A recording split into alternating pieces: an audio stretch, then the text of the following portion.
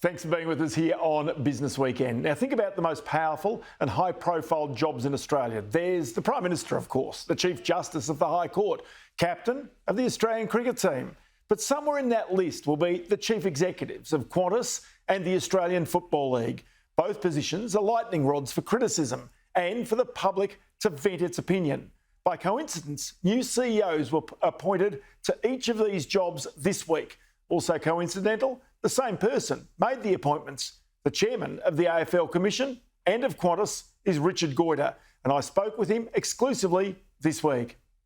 Richard Goyder, many thanks for your time. This week you've presided over appointing a chief executive to two of the most powerful positions in this country. Is it easy to find a chief executive for the AFL or for Qantas? It seems you found them in the office next door, as it were. Well, thanks, Ross. Good to be with you, and it has been a big week. But you know, it's great to be involved with both organisations because they're both terrific organisations. I think one of the most important things a board does is appoint the CEO. So I and the board and commission have taken both appointments incredibly seriously, and therefore we've stepped back. We've looked at what we want in terms of the person, what we want in terms of their personal and professional attributes.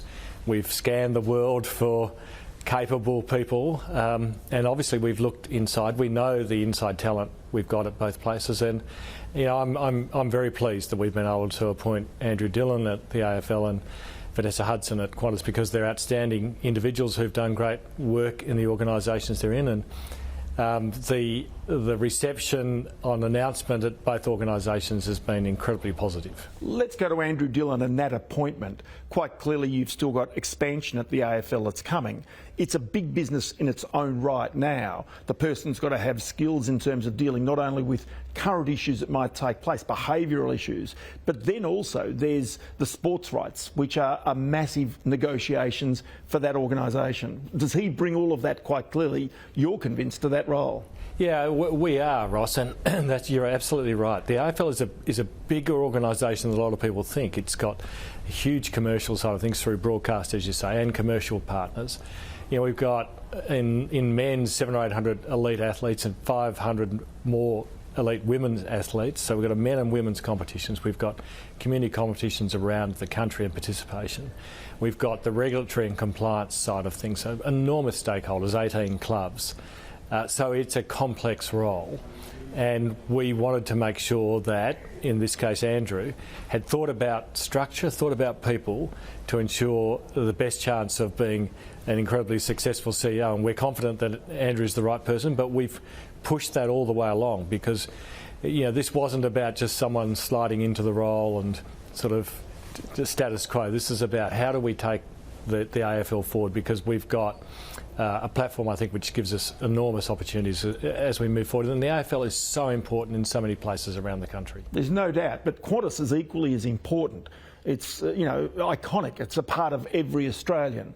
And to appoint a new chief executive there after 15 years of Alan Joyce, you had to be certain you had the right person with the right qualities. I might even say the right steel to do that job. You certainly require steel in this role, and the last few years have shown us that, Ross. And it is everyone. The great thing about Qantas is everyone feels they own Qantas.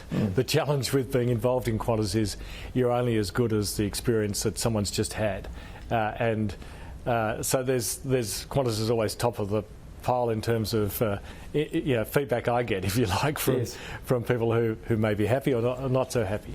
But you know, Vanessa's, I think her surety and calmness guiding us through financially through COVID, working closely with Alan, her background across different aspects of the airline, make her, I think, uniquely qualified. I'm super excited that our 13th CEO is a female because you know, I think that's a great thing for Qantas.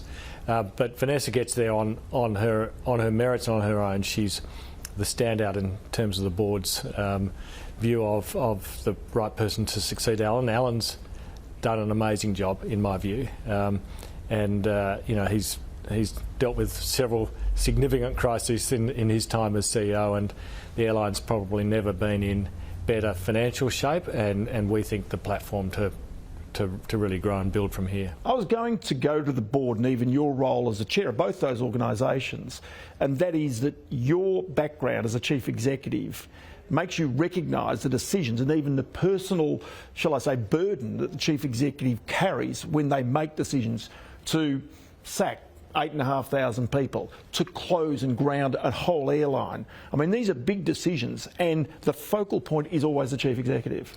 Yeah, and I sort of describe it, Ross, as when you're not CEO, people, you can go and offer the CEO all this advice and walk out, and then the CEO's left and has to make the decisions. And you look at both these organisations over, particularly through COVID, and CEOs, Gillon McLachlan and Alan Joyce, had to make decisions without perfect information.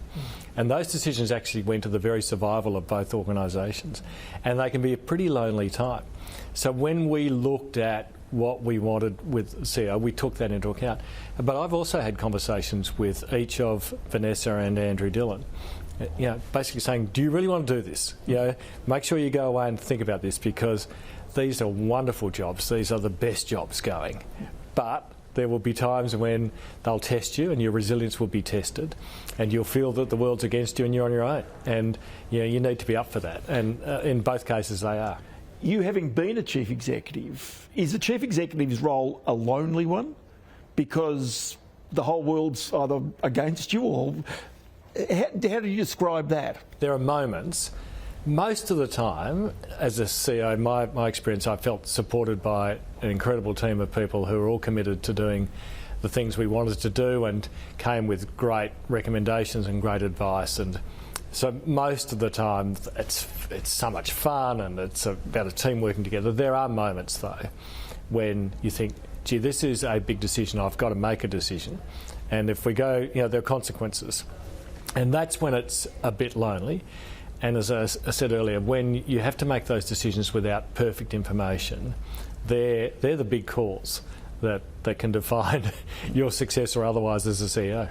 You also, in appointing people into both of these roles, because they are so public-facing, because everybody has an opinion, the attacks become very personal. And indeed, you even have a look at some of the attacks that have been launched on Alan Joyce in particular. I mean, they are quite vitriolic. You've got to make certain that a future chief executive is able to cope with that. Yeah, I actually think it's unfortunate that we've got to that place where the personal attacks, the people should be able to walk down the street and not feel in any way threatened, or this is an amazing country, and I think we've sort of got to be a bit better than that. Whether it's has it come to that though? Do you believe, as a CEO? I think to a degree it has, and there's way more security concerns for CEOs than there was when, for example, when I was a CEO. Never even entered my mind that there would be any issues. So, I think unfortunately through social media and things like that, there are platforms for people to attack, and they all have different agendas. That's the reality, and incoming CEO has to have that resilience to deal with some of those things. Great to chat to you. Many thanks for your time today. Thanks, Ross.